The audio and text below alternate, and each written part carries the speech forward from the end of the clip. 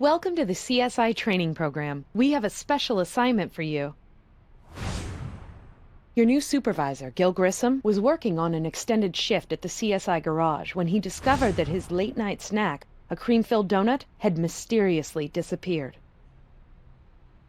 Your objective will be to find out what happened to Grissom's donut. As your instructor, I'll be showing you the way we do things here at the Las Vegas Crime Lab, including using forensic tools and lab equipment. To exit your training at any time, you can open your PDA, then choose Options menu to exit.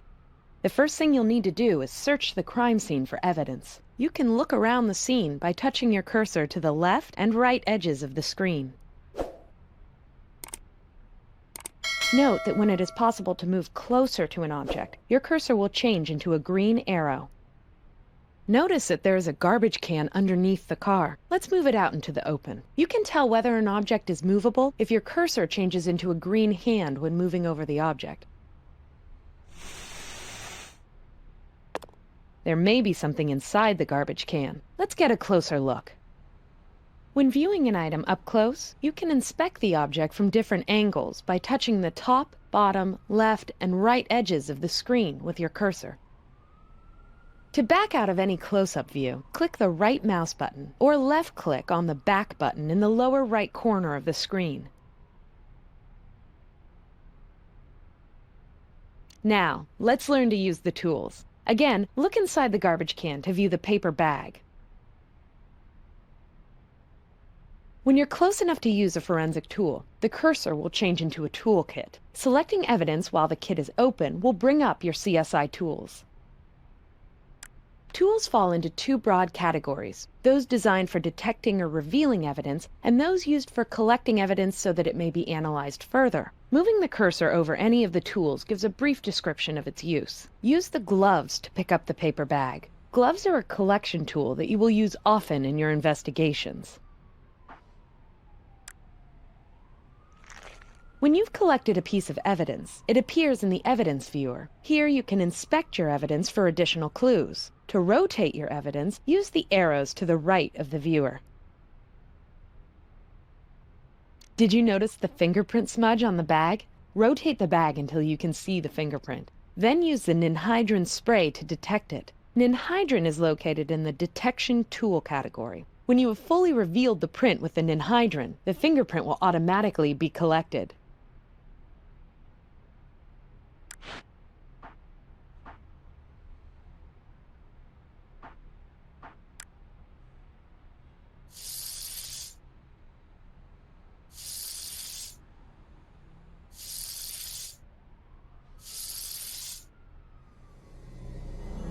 You can exit the evidence viewer by using the back button. Evidence you collect can be accessed through your Personal Data Assistant, or PDA. Let's open your PDA now. With your PDA, you can view your evidence, review the current case file, travel to key locations, or access the Options menu. For now, select Evidence. Your evidence is automatically categorized as either trace, documents, or items. To view the paper bag, select it from the Items category. At any time during the case, you can inspect your evidence further or review what you know about it. The descriptions of the evidence will often update throughout the case, so check them regularly. Descriptions can be viewed by clicking the Details button. For now, exit the evidence viewer. To see the different locations in the game that you can visit, open your PDA and select Locations. Locations displayed on the right of the screen are CSI locations. Locations on the left are crime scene locations. Crime scenes are revealed as your case evolves. Tags will appear on crime scene locations to show your progress there. You can turn off this tagging feature by changing the gameplay settings in the Options menu. This menu also allows you to adjust other gameplay options. You can travel to different locations by selecting them from this screen. For now, let's go to the lab to process your evidence.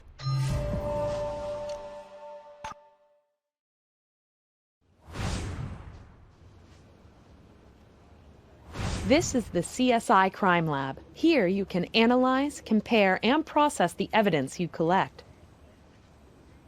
The lab includes the following workstations: an assembly table, a comparison microscope, a trace analysis computer, a DNA analysis workstation, and a chemical analyzer. You're now going to process the fingerprint that you found at the crime scene. To begin, let's move to the trace analysis computer.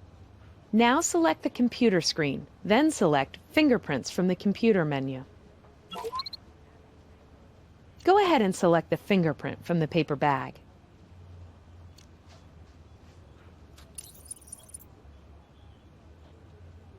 Here you can search for similar prints in the CSI database records. You can also compare any two fingerprints to see if they are a match. If you find multiple fingerprints at a crime scene, it's usually a good idea to see if they match. In this case, however, you only have one print, so the databases are your only option. Go ahead and search each database until you find possible match results. Next, select one of the search results. It will appear in the second viewing pane.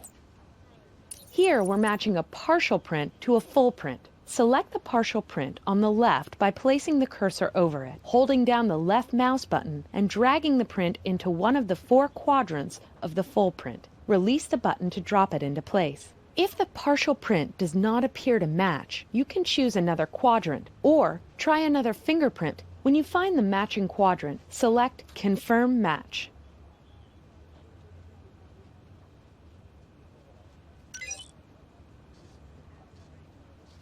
Good work! The fingerprint on the paper bag matches the prints of Officer Robertson, an LVPD officer. You may now bring Officer Robertson in for questioning. But first, let's review your case file. To review the case file, open your PDA and select Case File.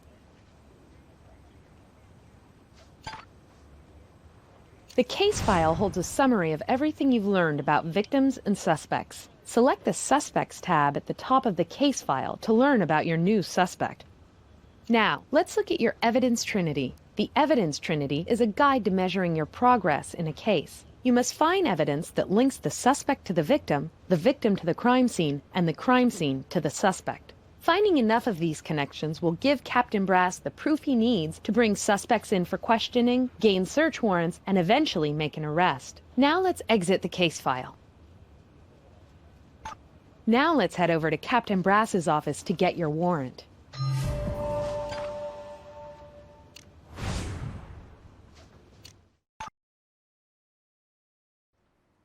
This is the office of Captain Jim Brass, who works with your team. His job is to do any police procedures you would need. He can obtain search warrants, put out APBs, or detain suspects for questioning. Now let's ask Captain Brass for a warrant. Notice that when you move your cursor over him, the cursor changes into a speech bubble. This means you can talk to him. Well, there's no real need to get a judge involved if you're only looking for a missing donut. But since this is a tutorial, I'll have him brought into the interrogation room immediately.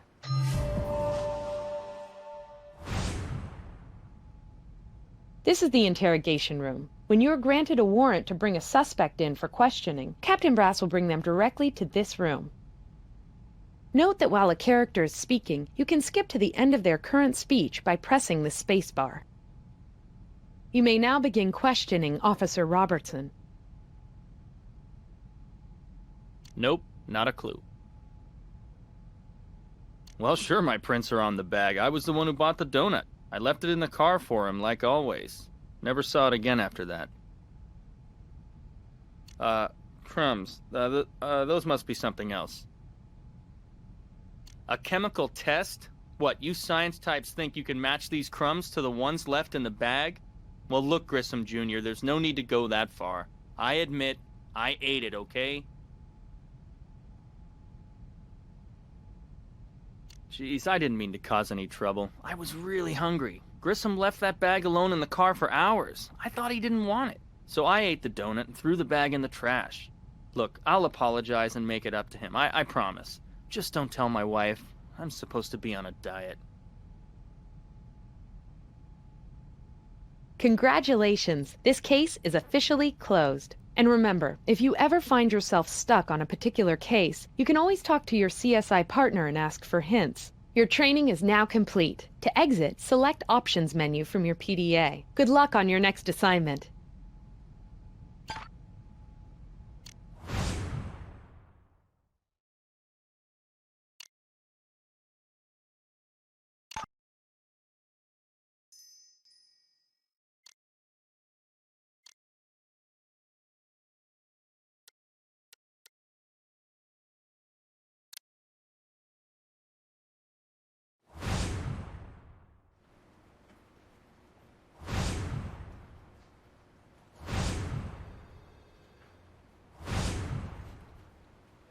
Welcome to Graveyard. Thanks for coming in on such short notice. Have you met Nick Stokes? Hey, night shift's been wild all week. We could use another live body. Nick's one of our finest CSIs. I think you'll work well together.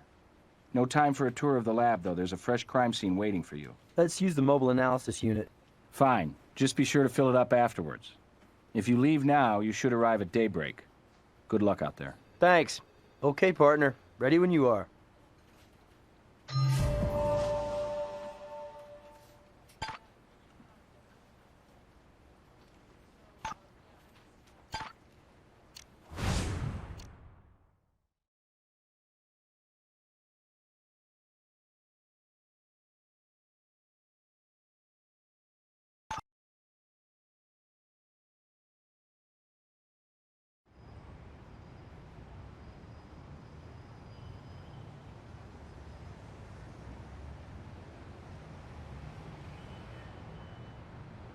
LVFD notified us as soon as they put out the fire.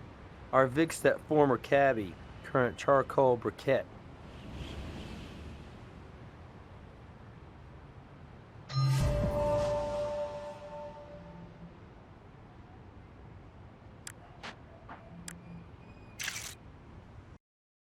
Looks like a flash fire to me, hot and quick. Fires like that don't happen without help.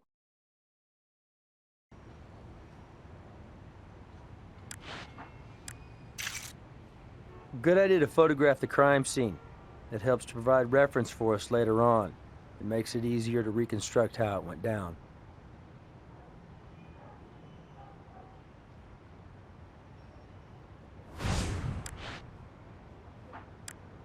Not the right tool for this. Uh-oh. Looks like somebody snagged their clothes on this fence. Possibly the perp.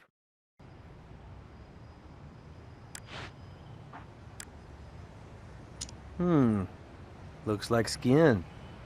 Let's get the lab's opinion. Looks like this area is clean. Way to be thorough.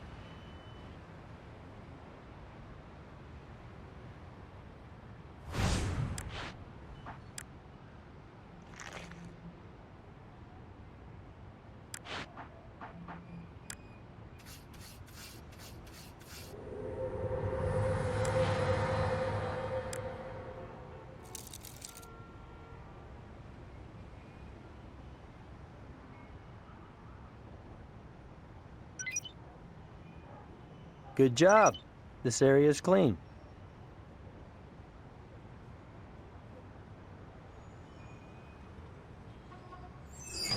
Look at that critter. That'll put a smile on Grissom's face. See if you can catch it, without harming it, of course.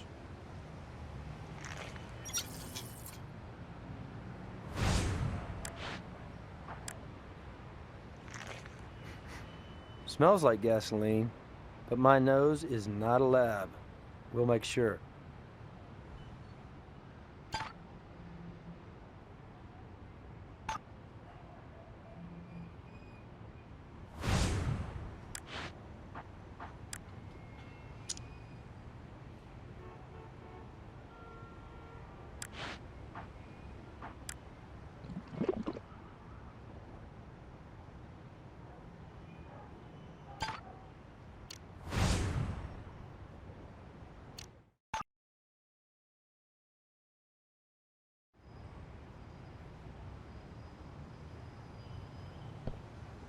When we're done here, I'll get the cab towed to the garage.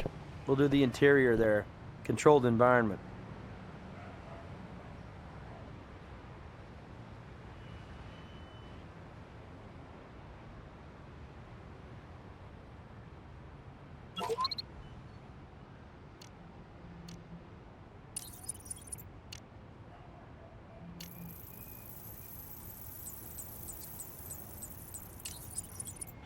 You'll want to drag the partial over a full print to make sure they match up.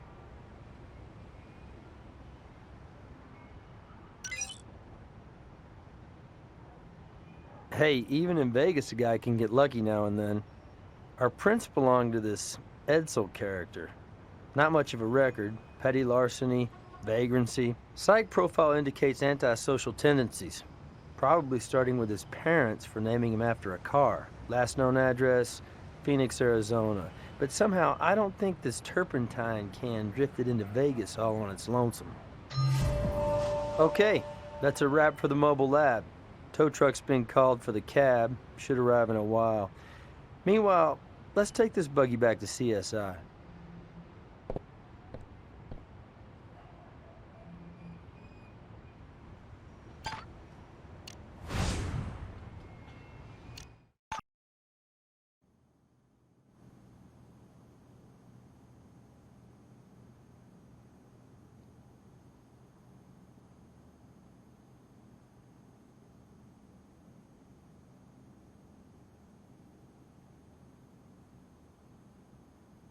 Sure, I'll send a team right out.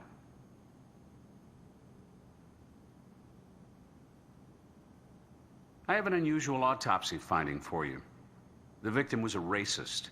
These tattoos are all white supremacist symbols.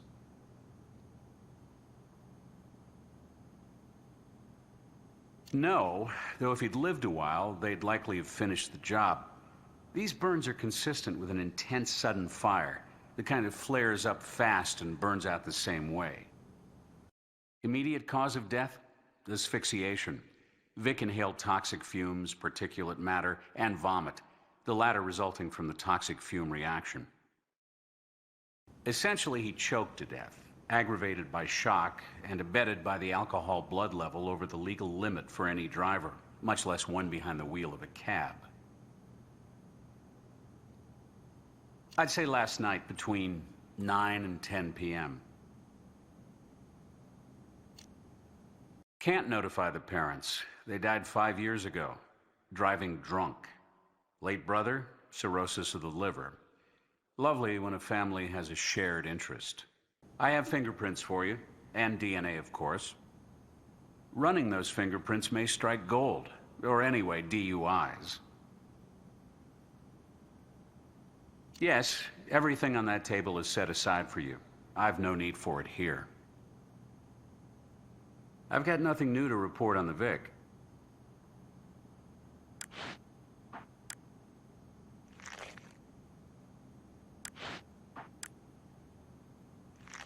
Be nice to know who this circled woman is.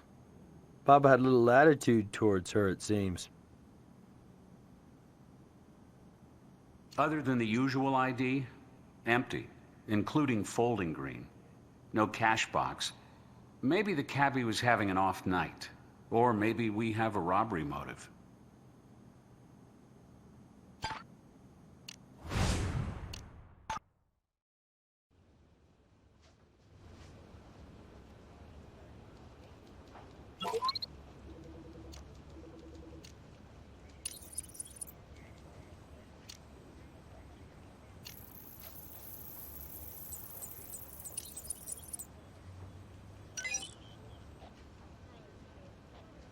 So our cabbie does have a record, and it's a nasty one. He was a gay basher, literally.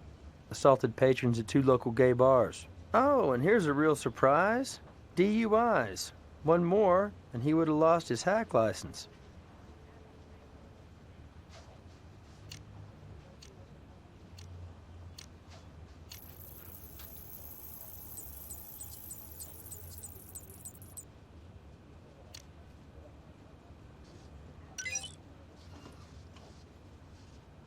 Match on the footprint, common athletic shoes.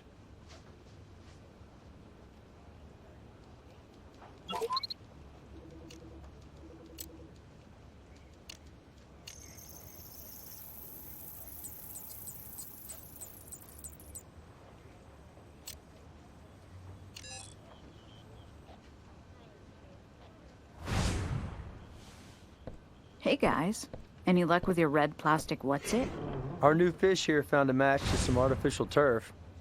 But does this really look like artificial turf to you? Well, it's brittle, badly faded. Life expectancy for artificial turf? 15 to 25 years.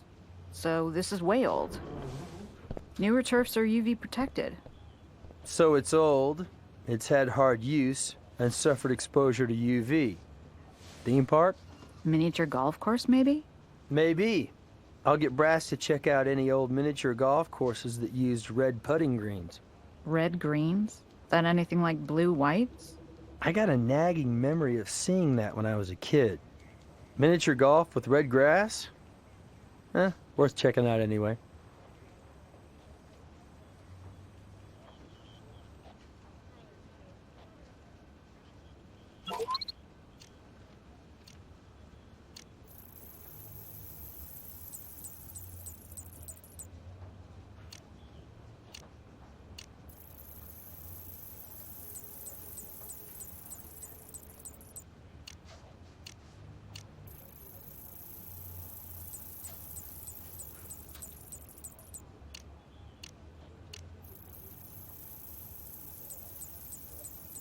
We've got traces of turpentine on the shirt. Pins down the accelerant used. Turpentine on both the can and the shirt. Links don't come much stronger.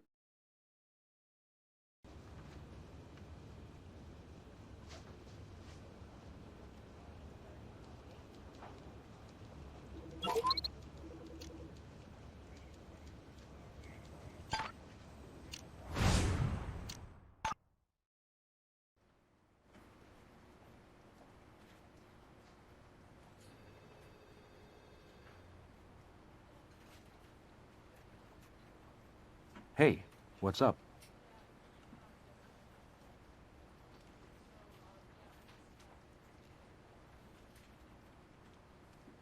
We've confirmed Ed is no longer at his Phoenix address, but the PD there has no lead on any subsequent address, much less a current one.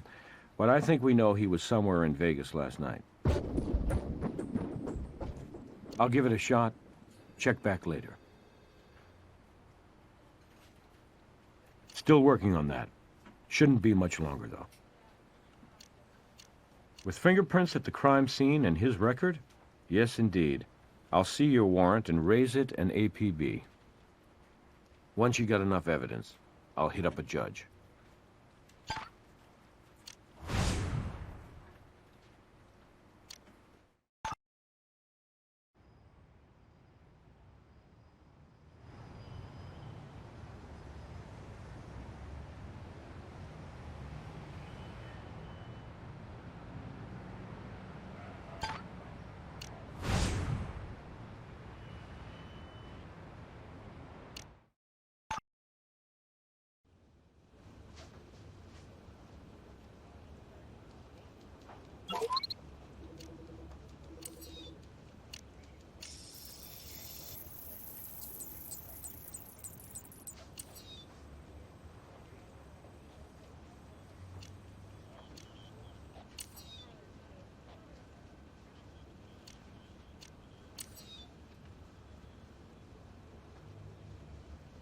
You don't quite have a match there.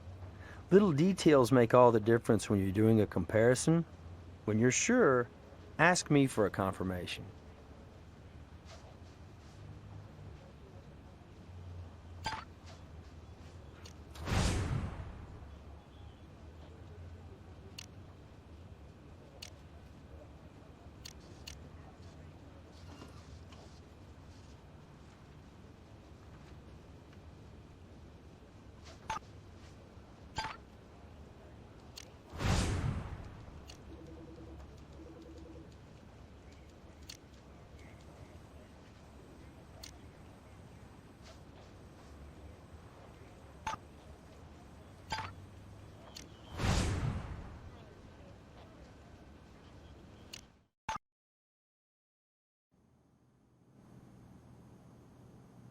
I don't have anything for you right now.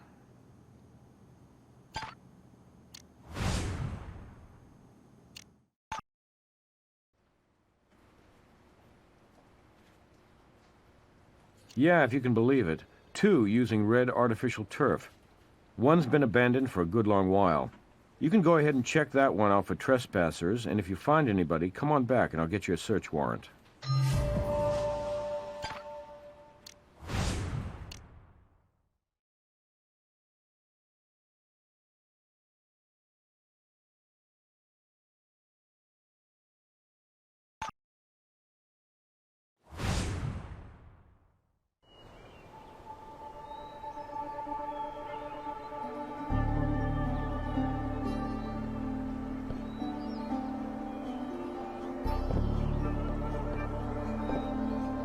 do you know? This is the first time I got the windmill hole-in-one.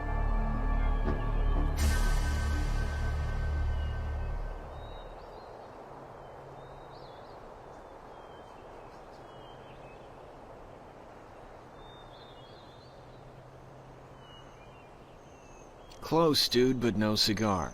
They call me Ed Freeborn, as in born free, like the old song, free as the wind. Not trespassing, passing through. Yo, since when is Vegas a police state? Gendarmes in this town ought to know all about citizens having a bum run of luck. Bum is right. Whoa, that is eerie. But then they say everybody's got a doppelganger. Well, let's go downtown for a little talk. Somebody who looks just like me has some questions for you.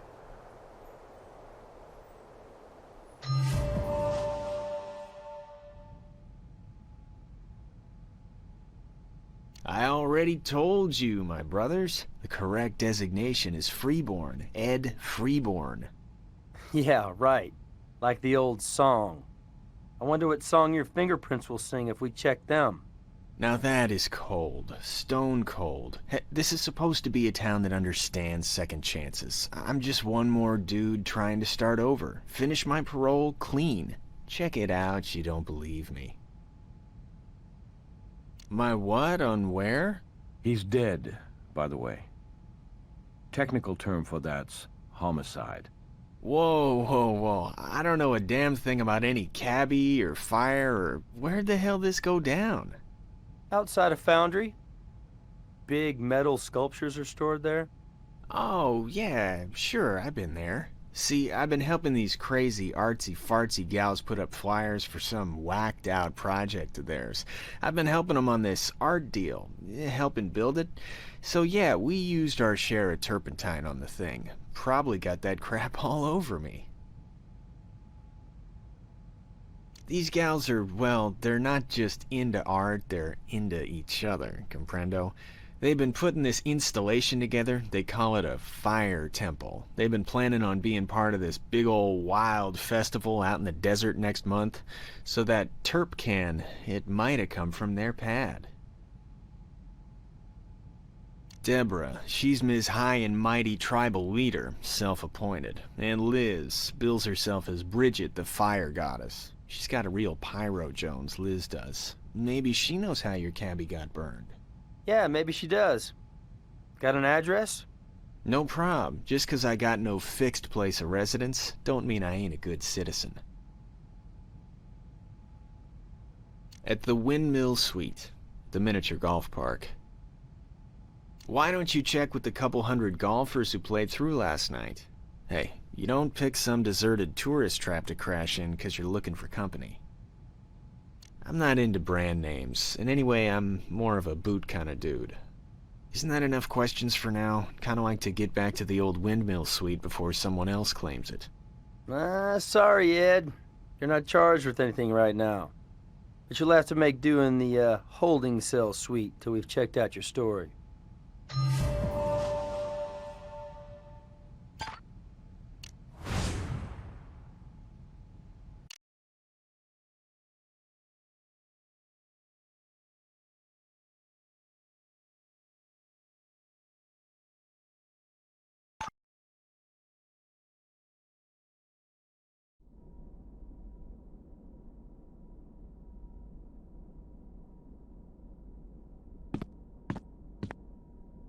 Look familiar?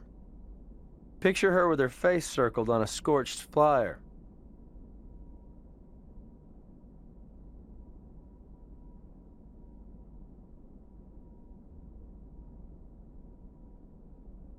Nick Stokes, Las Vegas Crime Lab. My partner and I have a few questions for you. Well, sure. But could you tell me what this is about? The crime lab doesn't drop by every day. Isn't that a funny name? I'm sure I'd remember it if I'd heard it. And I don't and haven't. Oh, him. He's just this character who crashed with us a while. Why? What's he done? What's going on? Not really, but sort of. Look, he's just a guy who answered one of our flyers. We're after people to join our, well, we call it a tribe, for an art festival out in the Black Rock Desert. Here, take one of our flyers. Ed was down on his luck, and my roommate Liz, she's always been a soft touch. So, anyway, we gave him some space to crash in. Only I insisted it would be in exchange for him working on our installation. After a few days, I didn't like much having him around, but Liz insisted. She's got a streak. Stubborn. Liz? Your roommate? Yes, she's my, partner in the art project. But let me think. Since we tossed Ed out on his backside a couple days ago, well, we haven't seen hide nor hair of him. Or anyway, I haven't, which is no great loss. If you don't mind, we'll take you up on your offer to take one. I see him right over there. Do you, partner? Excuse us a moment.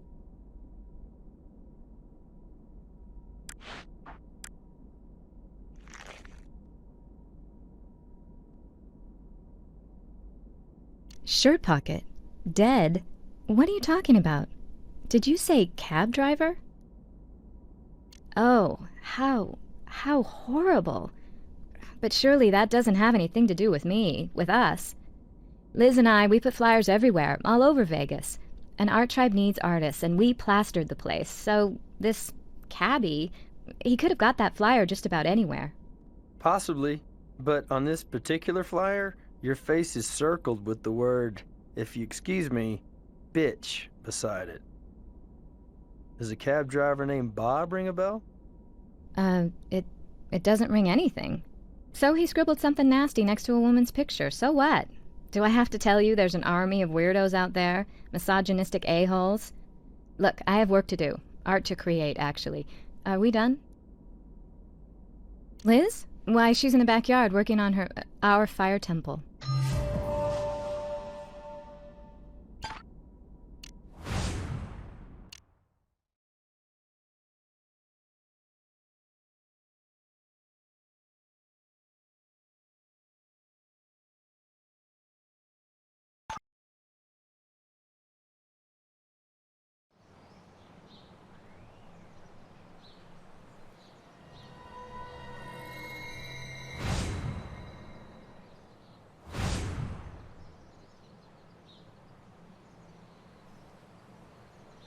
Crime scene? Are you kidding?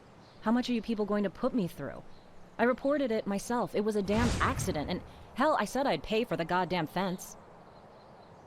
Sorry, I don't mean to lose it or anything, but our neighbors are born-again tight-asses who don't exactly love living next door to an alternative lifestyle couple. Why don't you explain to them what discrimination means and tell them to back the hell off?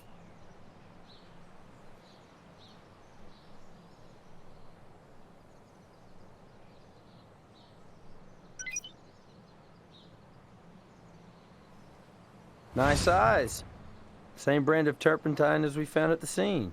We'll need a warrant to take this.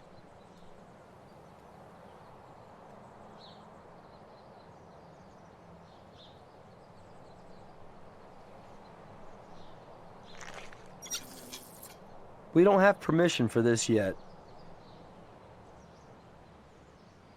Oh, sorry. I thought the fire. Anyway, yes, this is our fire temple. We were planning to take it out to the festival.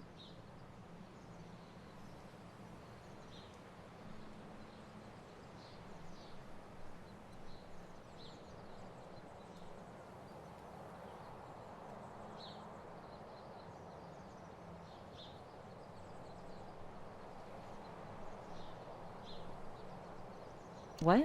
Did I say... Sorry, I'm just tired. So many stupid hassles today. Anyway, there's still a lot left to do, but yes, we are still planning to take it out to the festival. Why? Ed? Sure I know Ed, but I didn't know his name was... Anyway, sure, yes, Ed was helping us out with the temple, but he... Look, he's just another one of these free spirits. Took off. I have no idea where. Why? Is he in some kind of jam? If you define jam as having his fingerprint found at a murder scene, yeah. On a turpentine can, to be specific. A can Ed said may have belonged to you. Murder? Look, I can't believe Ed would say anything like that. Are you saying he tried to blame something on me? No. No way in hell. Well, you get to know people after a while, you know? And I know Ed, and Ed just wouldn't. Well, what do you think? I'm an artist. Look at how much painting I have to do. You're a detective. See if you can deduce if I'd have a use for turpentine.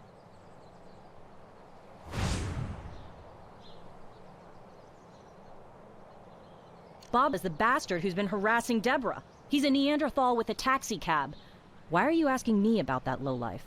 That lowlife is the victim someone burned to death in a cab using the accelerant turpentine. His remains were discovered in the foundry yard in the commercial district, not far from here. That's sick. That is really sick. Is he... You mentioned murder before. Oh. God. I can't say I'm sorry he's gone, but I wouldn't wish a death like that on anybody. Let me think. 9 and 10. Well, I would have been out walking. I do that a lot. After dark, when it's cool. Alone? After dark? Yes, alone. Why not? I'm a big girl. I can take care of myself. Maybe, I don't know. I didn't stop and chat with anybody or anything. Or see anybody else out walking. Sometimes I just like to be by myself. Like now, for instance. Are we through here? Not my cell. Must be yours. Hey, Sarah's in the garage. Wanted me to let you know she's got the cab ready. Brass out. Okay, partner. You heard the man. I'll follow your lead.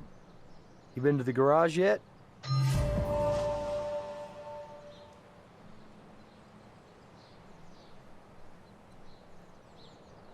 Well, eventually it'll be our worship room, where we pay homage to the goddess of fire. Right now it's storage space, for my art supplies. Yes, I mind. There's nothing back there but an altar, which nonetheless is something precious and private to us. I've already told you it's a mess right now, just a bunch of paint and other junk. If you don't mind, I'd like you people to leave. All of this is very disturbing, and I really have had quite enough.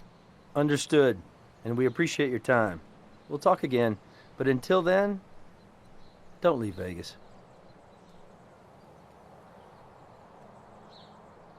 I said before, Ed's been helping us out with our fire temple. What, you think I'm the only artist in Vegas who uses that brand?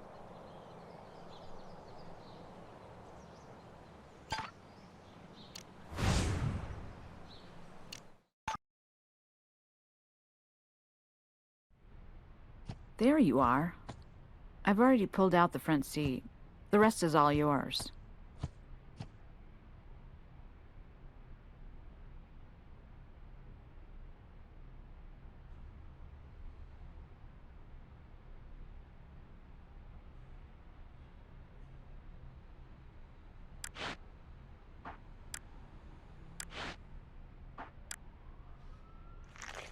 That's a gay bar over on East Sahara. A trendy one. Or so I hear.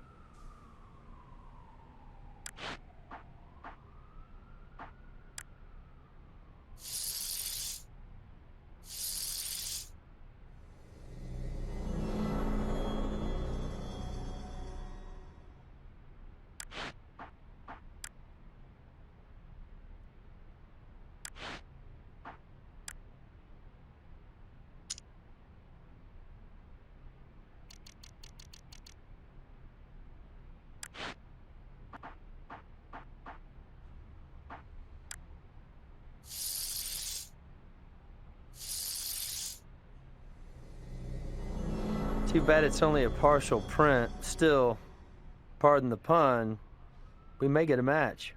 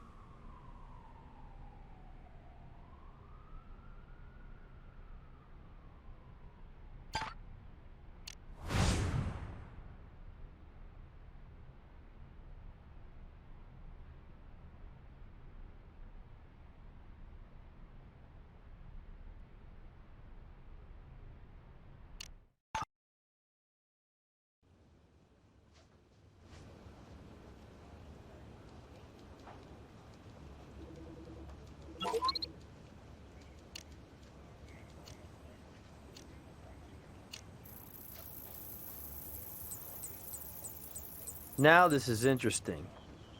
Looks like our cabbie deposited a check for $500, written to him by Deborah. We need to find out how somebody harassing a party winds up getting payment from that party.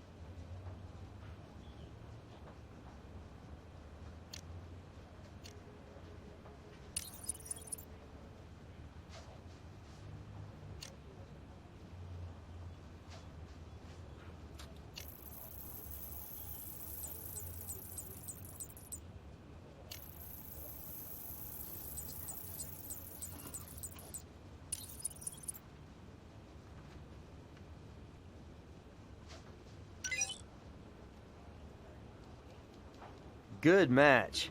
Record of fire-related misdemeanors, most recently fire damage to her neighbor's fence. This places our friendly neighborhood fire goddess in the cab sometime before the fire.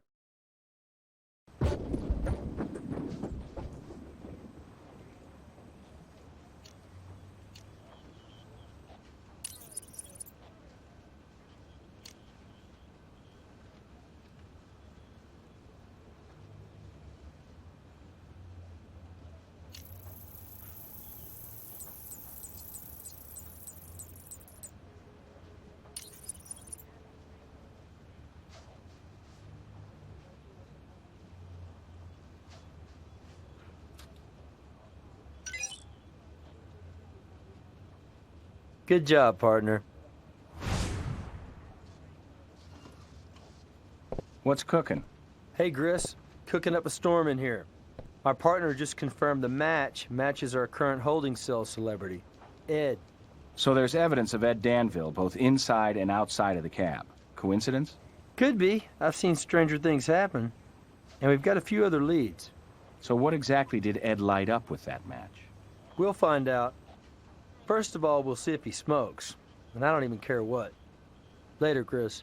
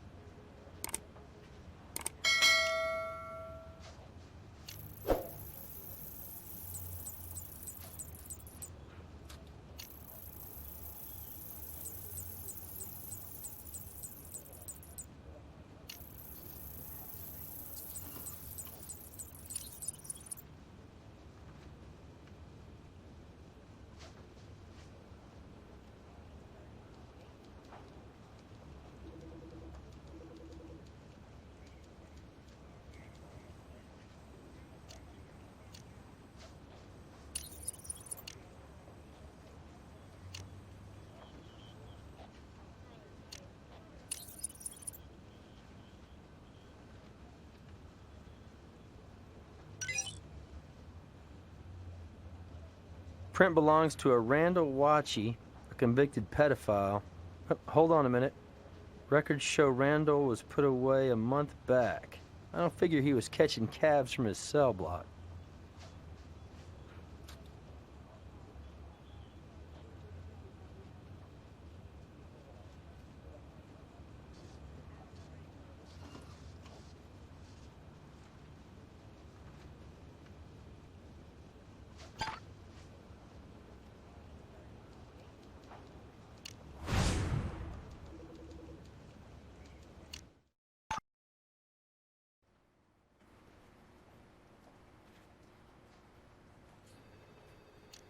He's on his way to interrogation now.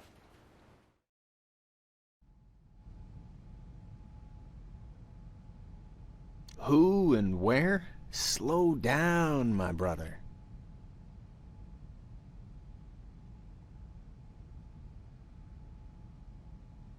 Take a step back before you go blaming that on me. I took a cab a couple of days ago, Saturday, I think, but I didn't ask the guy his name.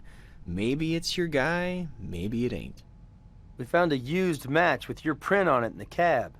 So maybe it is the cabbie who got burned, but so what? I smoke 'em when I got 'em, but what's that mean in the great scheme? Now that is harsh. I do odd jobs for cash. I can afford the occasional ride. Anyway, those lesbos, pardon my French, they were climbing all over each other, and not in a good way. Liz, she was all pissed off at Deb for God knows what and raving on about needing a cleansing. Next thing, Liz is lighting some pagan ritual fire that got way the hell out of hand and damn near burned the neighbor's fence down.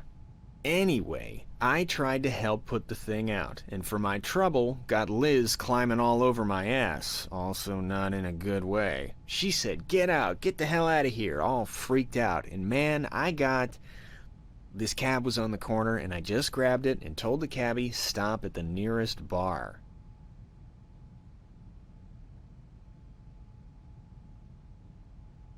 The random room, it's called. Oh, round 4, maybe 5. Closer to 5, I think. When do you think? When Miss Pyromaniac 1999's fire got out of control. That broad is brutal, man. She is out there. I can spare a few for the cause. Hey, like I said, you don't have to have a 9 to 5 to be a good citizen. But if you find burn patches, remember, I was playing Citizens Fire Brigade for that hot Les. No, that's everything. So, when do I check out of that holding cell and get back to my windmill, my brother? We'll get back to you.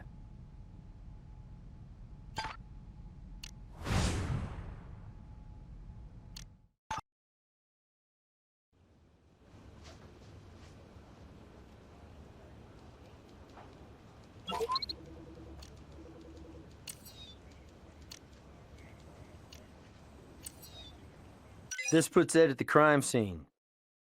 Of course, he already told us he was there distributing flyers.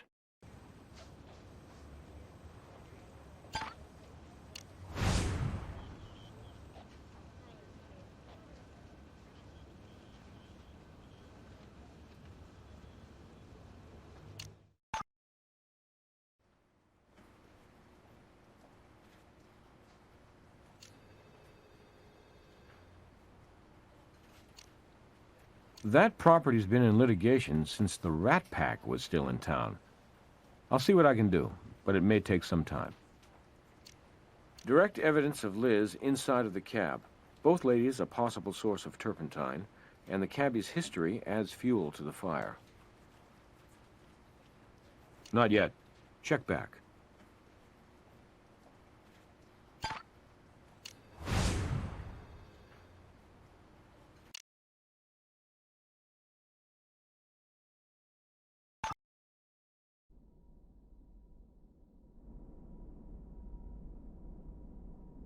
You don't need one, far as I'm concerned. Go for it.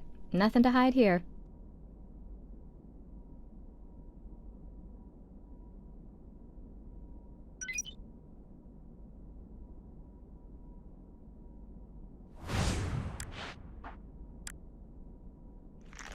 Same kind of matchbook we found in the cab. Minus the soot.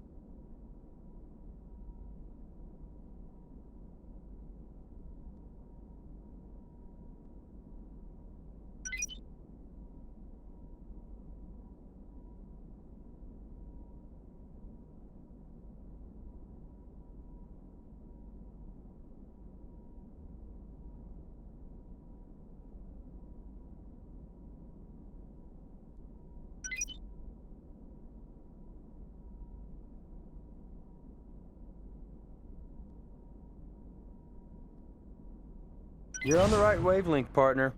But that's not the brand of shoe that left the crime scene print.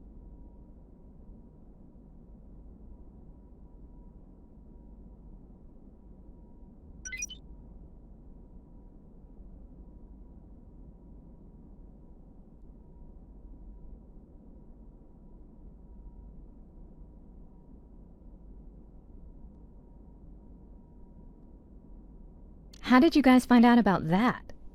Liz, I suppose. Listen, you want to know something about me? Ask me. We went out a couple times back in high school. He seemed like a nice guy at first, before the real Bob started coming out. Freaking racist, flaming homophobe. Back then I hadn't come to terms with my, sexual orientation, but I knew Nazi talk when I heard it. I dumped Bob's bigoted butt like the day before prom. And let's just say he didn't take it well. But you know, that's ancient history, right? Only some people never quite drag themselves out of high school, huh? Anyway, maybe 2 weeks ago, he must have got hold of one of our flyers, 'cause he started calling me. First he pretended to be nice and asked me out, for old time's sake, you know? And that's when you let him know about your sexual orientation. Not at first. I just tried to let him down easy. Said I was in a long-term committed relationship. And then he snaps. His voice all different, sarcastic, nasty as hell. And he says, "What, with some dyke?" So he knew all along about Liz and me. Maybe Ed told him. Maybe Ed handed him a flyer. You'd have to ask Ed about that. And then the calls started. Obscene, abusive, nightmare abuse. And I had his calls blocked. And then he kept driving up and down past my house in his cab. It was awful, really disturbing. I was scared half to death.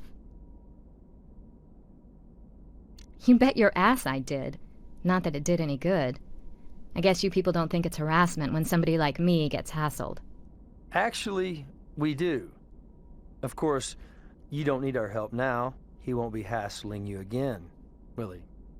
So that's what I get for being honest with you people? So that's what you do with a victim like me? You make me out a suspect. Well, maybe I'm not shedding any tears for Bob, but I had nothing to do with what happened to him. Listen, I know it sounds crazy, but after I dumped him back in high school, he'd corner me in the hall and harp about the money he spent on prom, the limo, the rented tux, the corsage, how I owed him. So I thought, pay him off, pay him back. So I go out to that cab and say, how much to get you the hell out of my life?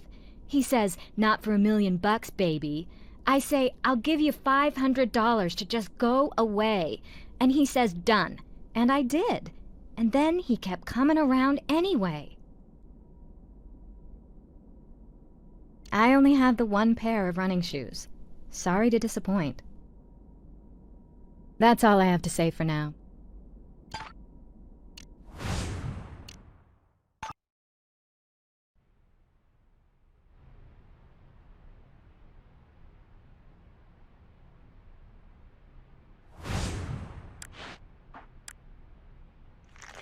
Ah, GPS device. Should be able to download our cabbie's route directly from this.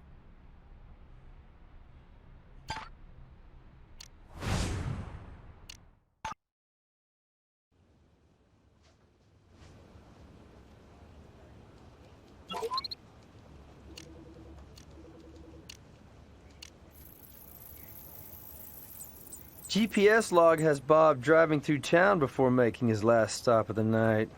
Or ever. There are security cams all along this route. Good chance one may have picked up our perp. I'll ask Brass to go after any footage.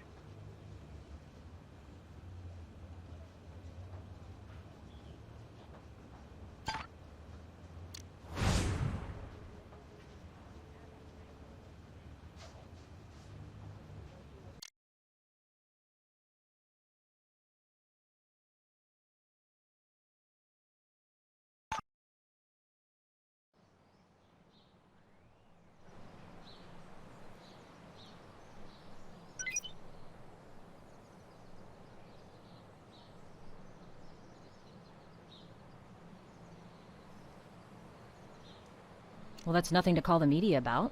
I just got tired of that character haunting our house and making a wreck out of Deborah.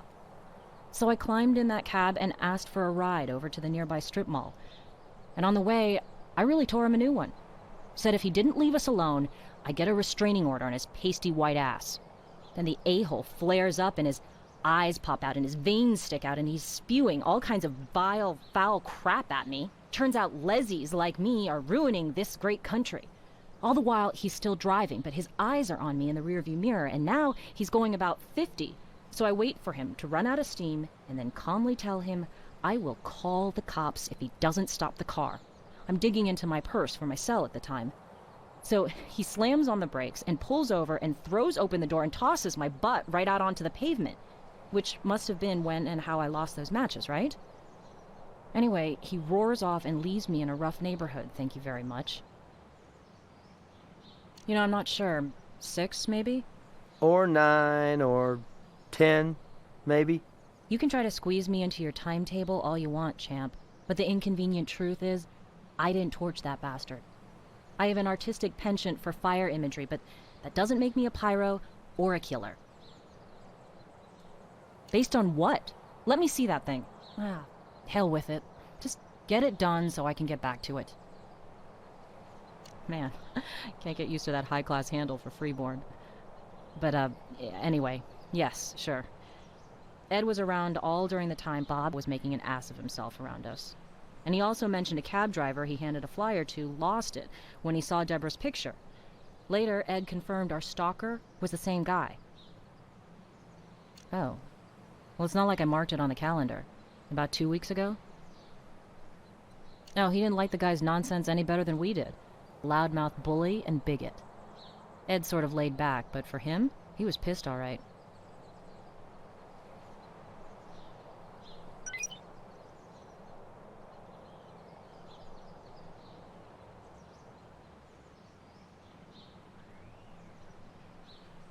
You're on the right track, partner.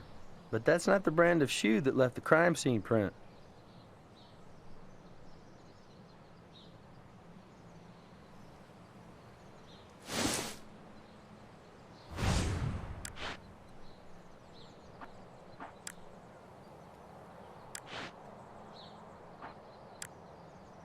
Okay, we have 2 lesbians and 1 used condom. How exactly does that add up? This is important evidence. Be sure and check all sides for trace.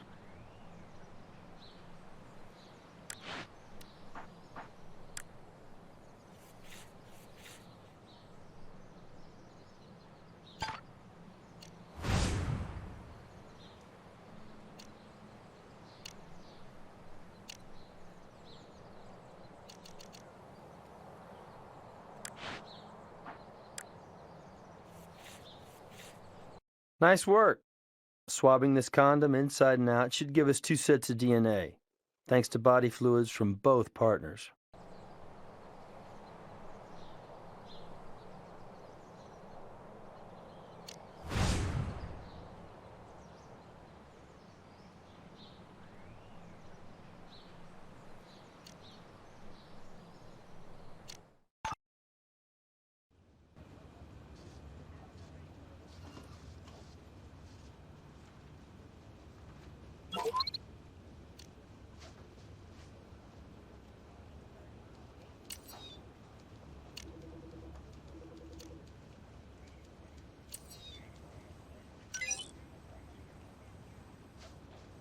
Well, Ed was definitely one of the 2 to tango.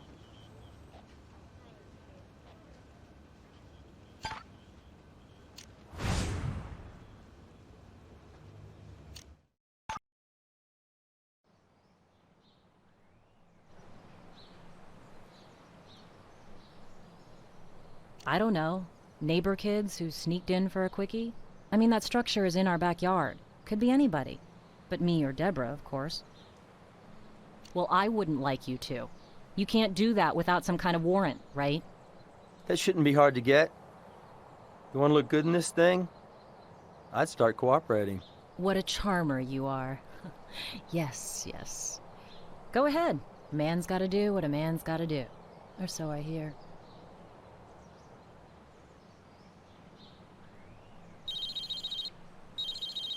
Okay, we got lucky and located some security cam footage from a business along our roasted cabbie's route. Sarah will have it for you in the lab.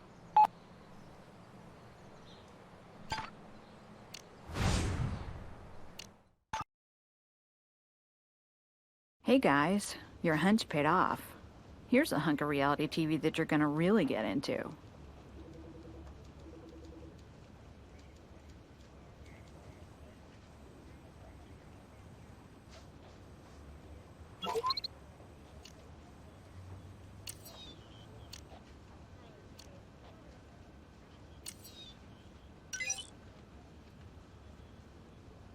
We've confirmed Liz engaged in heterosexual intercourse in the Fire Temple.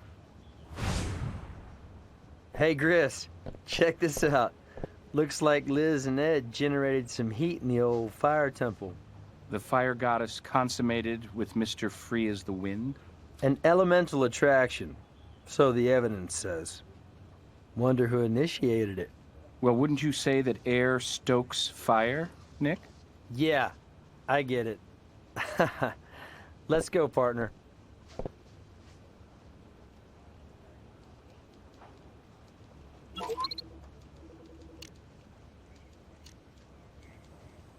There might be visual evidence on this tape. Play the video to watch the whole thing. Then, use the controls to look frame by frame.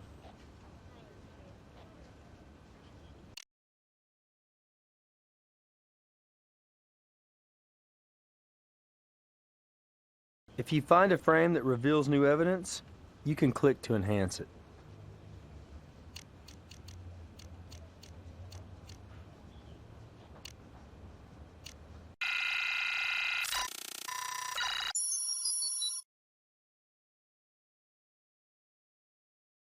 Hello! Check out that poncho design. We've seen that before. Remember? Nice going, partner.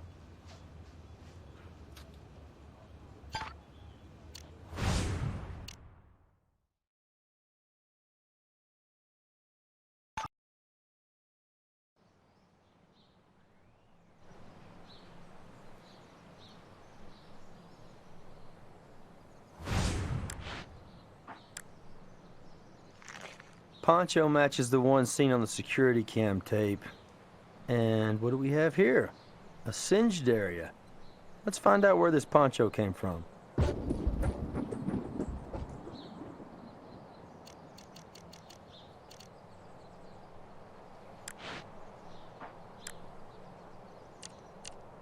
This damage could easily have resulted from a flash burn.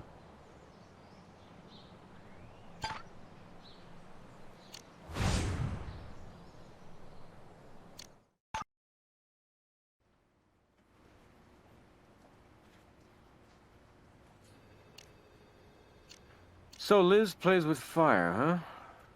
Bring her in and apply a little heat. Let her feel the burn. You have a record of fire-related misdemeanors, and are currently building something called a fire temple, plus your fingerprint and turpentine were found at the scene of a murder by immolation. Combustible stuff, Liz.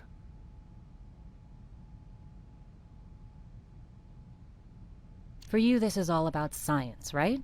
Reading the evidence. But you need to look through my artist's eyes to understand that I couldn't have done this. To me, fire is cleansing, a ritual of rebirth, phoenix from ashes. Would I waste something so precious on a sack of human excrement like Bob? Oh, I don't know. Sacks of human excrement rate high on my list of things needing cleansing. You knew Bob was a gay basher and was harassing Deborah. You were taking steps to protect your lover. You hailed Bob's cab for a ride. After a while, had him pull over, doused him with turpentine, and did a little cleansing on him. No. I confronted him about his harassment, yes, but he's the one who got violent. He threw me out of his cab. Must have been drunk out of his mind. Guys, get serious. We're artists. Gentle people. We don't destroy. We create. Yeah, right. With fire. Didn't I say 6? No, wait. We drove for a while. Maybe closer to 6:30? So when did things first, heat up between you and Ed, Liz? Well, that's just nonsense. You know my orientation. DNA doesn't lie, Liz. We found a used condom, used by Ed and you. Fire Temple gate swing both ways? I think you talked your new lover into helping you do more than just create art. Who knows? Maybe he gets a kick out of setting fires, too. Anyway, you brought the turpentine and the matches, and Ed doused Bob with the turpentine and lit the fire. And you're supposed to be a scientist? You're adding 2 and 2 and getting 48. Okay, so Ed and I got hot and heavy one night. Too many stars and too much wine, and Deborah caught us at it. And she didn't know that I was bi, and she just went off the deep end. I've been struggling to put the pieces back together ever since, which is why I kicked Mr. Freeborn out on his neo-hippie ass, okay? Ed's a user, A manipulative jerk who preaches freedom and then does everything he can to control you. I'm onto him now, but even when I wasn't, I wouldn't commit murder. My God, I'm an artist, not an arsonist.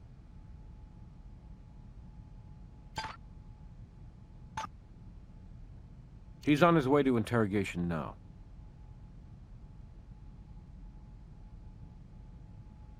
What happened? Didn't work out for you? What makes you think I was with that lesbo? Huh? A little condom told us. So, since when is trying for a conversion get you a flag on the play? So, we did the nasty out in the artsy temple. So what? Don't tell me sex is illegal in Sin City now. No, but setting cab drivers on fire can get you pulled over.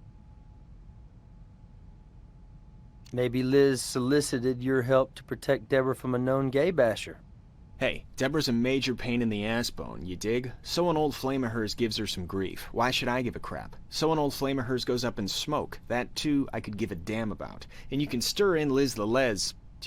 more trouble than she's worth. Or otherwise, why would I be sleeping in the windmill suite? Because Deborah caught you bumping uglies with her one and only? Just a guess. They ripped while you were getting away. Or should I say, trying to. Plus, we have your print on the turpentine can. Also on the match used to give the cabbie a light. You got wax in your ears, dude? I already explained all this. I had a smoke in the cab earlier. I was around turpentine all the time helping Liz with the temple. Get it? As for tearing my pants, thinking back, that must have happened when I went out to that foundry for a gander at those sculptures. Squeezed through the fence to get a better look. Must have happened then. I told you before, I was spreading flyers for the fire goddesses, trying to recruit the young and confused for their tribe. You're spreading something right now, but let's move on. Could be you're looking at the only innocent party in this fire fest. Talk to those crazy bitches who threw me out. One obsessed with purifying by fire, the other the object of your dead cabbie's infections. Last I saw him, Liz was begging to get back in Deborah's good graces, saying she'd do anything for Deb if she took her back. Anything. And then poof. One cabbie turned crispy critter. Well, thanks for your sensitive insights. That's it for now.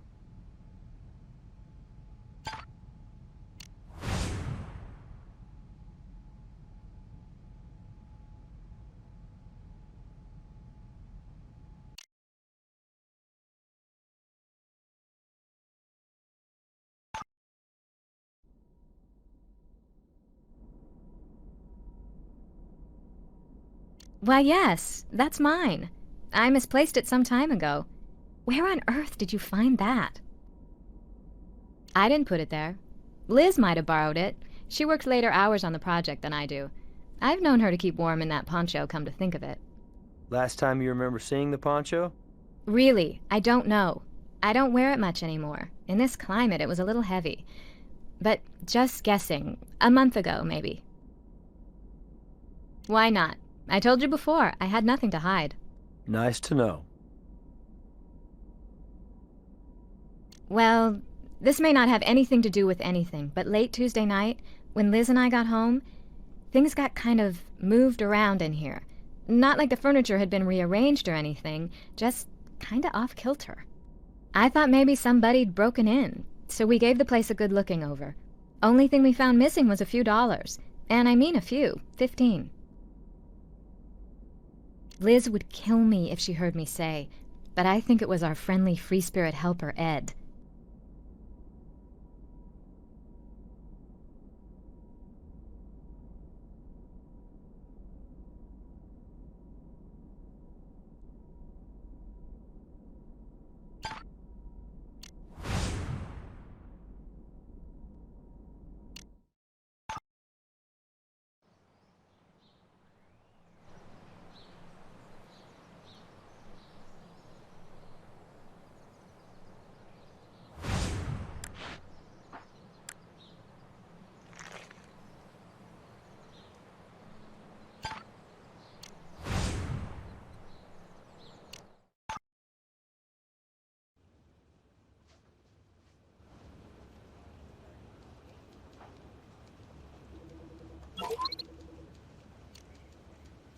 These synthetic fibers were exposed to enough heat to melt the ends, but only for a very short exposure. A flash fire. We know the ladies play with fire, so this could have happened under normal circumstances. But our video evidence argues otherwise. How many people have this same poncho design?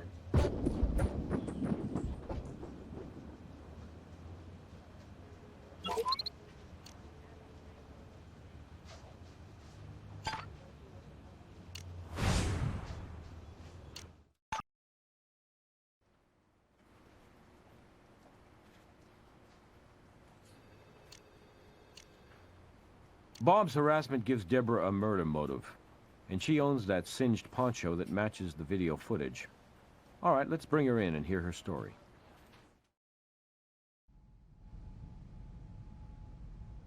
We'll start with the dead cabbie, who was your spurned high school prom date, a known gay basher who has lately made making your life miserable his hobby. Your singed poncho was found at the crime scene, likely worn by whoever gave Bob his Viking funeral, skipping the step of him being dead first. How many times do I have to tell you? I haven't seen that poncho for a month, at least. I haven't the slightest idea how it got burned or wound up out in the fire temple, and Liz says the same.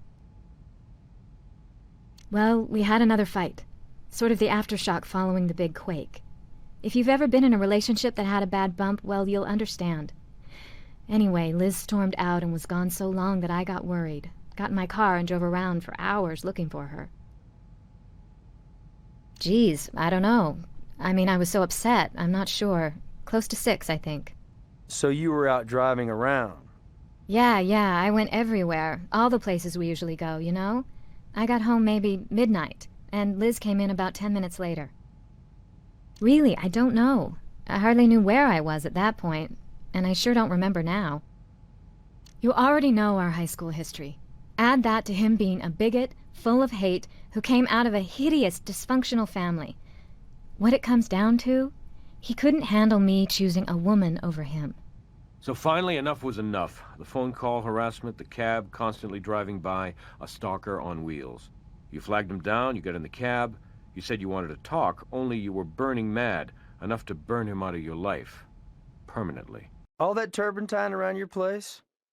Plus you know your way around fires, thanks to Liz. Bob wouldn't cooperate, so you lit a fire under him. Literally. I did not. He was a beast, a monster. But taking a life is not my way. It's not who I am. It's against everything I believe, foreign to every fiber of my being.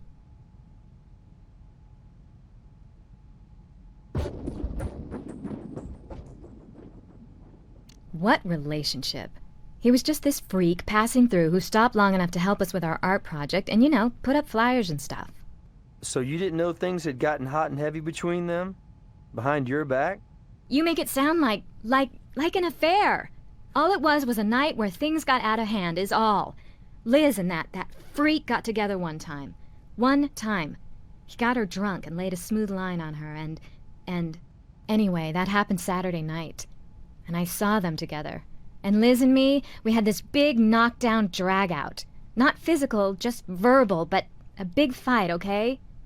And she promised me it was just this one time. It would never, ever happen again. She went and set this bonfire to show the fling was flung, and she would cleanse herself and our space of the creep. And, like I said, she was kind of drunk. Fire about got out of control. Anyway, Ed crawls out of his hole somewhere and tries to pitch in. With stopping the fire, Liz starts screaming at him and he books it. Never came back. She was crying and I was crying. Not that any of this is any of your business. Well, we got the fire out at least. Neighbor's fence a little worse for the wear. That's all I have to say for now.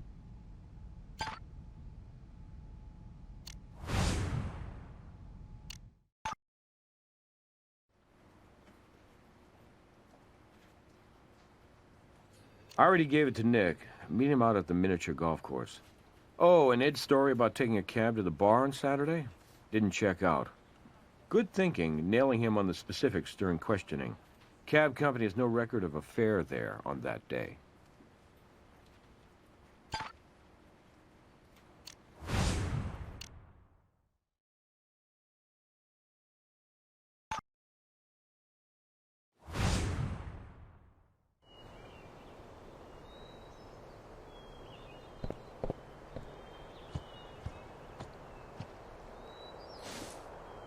Hey, partner. I checked out Ed's bedroll in the windmill. Nothing useful in it. If he had any other clothes, he got rid of them.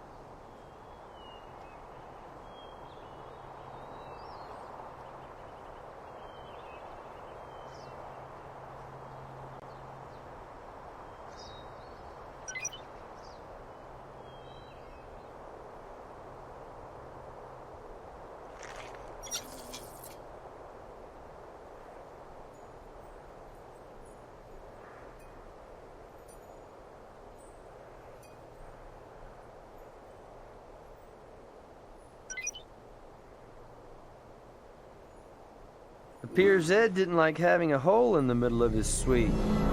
Stuffed something in there.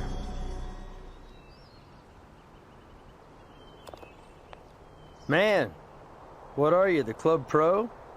Didn't hear the ball come out the other end, though, so let's take a look. I can see something stuffed in there. One more ball ought to do the trick.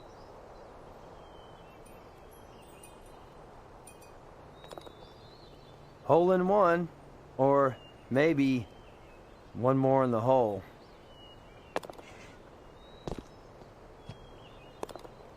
If they had MVPs in miniature golf, you'd be it, Slick. That's a tightly rolled, rubber-banded wad of money that was stuffed down there in Ed's little bank.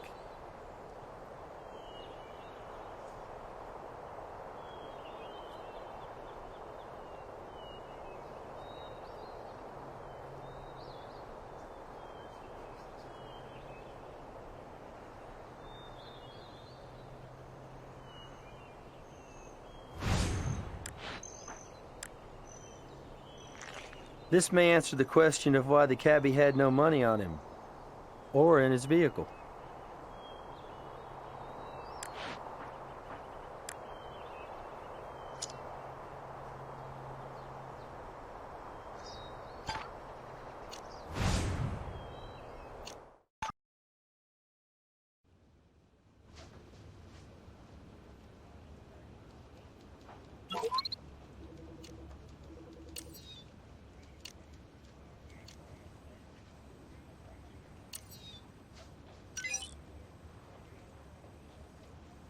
The hair with the money belonged to our Vic. Of course, he was bald, so I don't even want to know where this hair came from.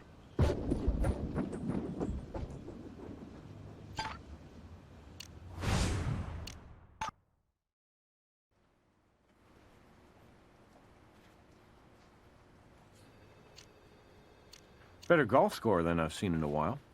Think we should have another chat with Freeborn Edsel, don't you?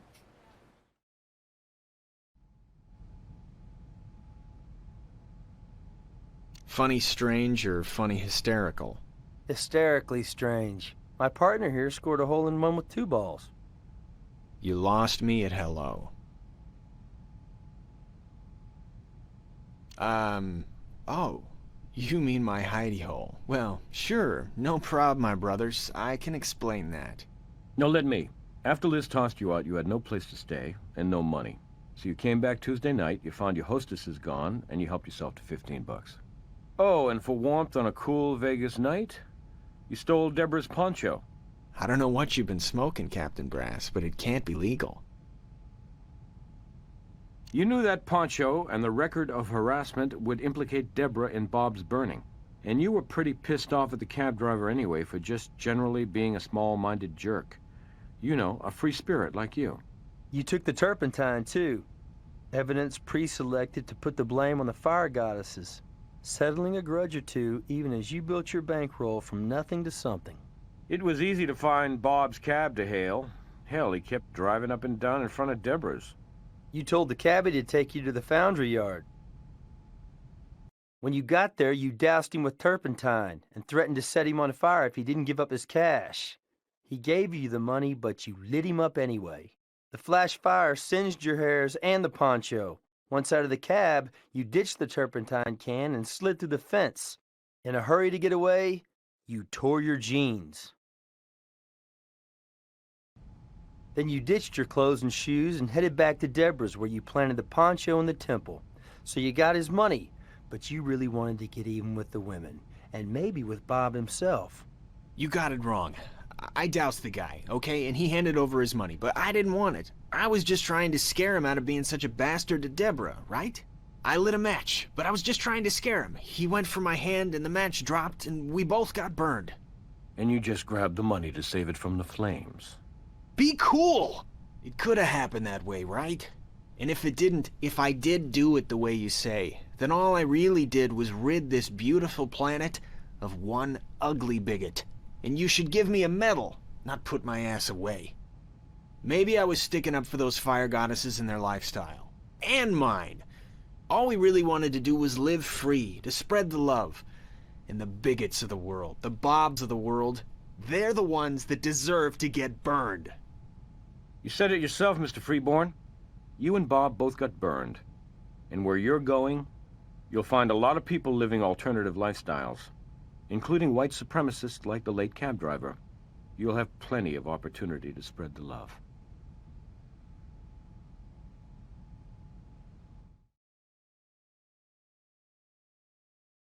Well, that's one dude I don't mind roasting in the can.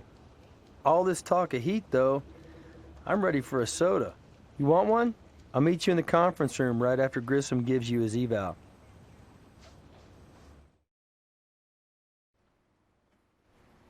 All right, here's your evaluation.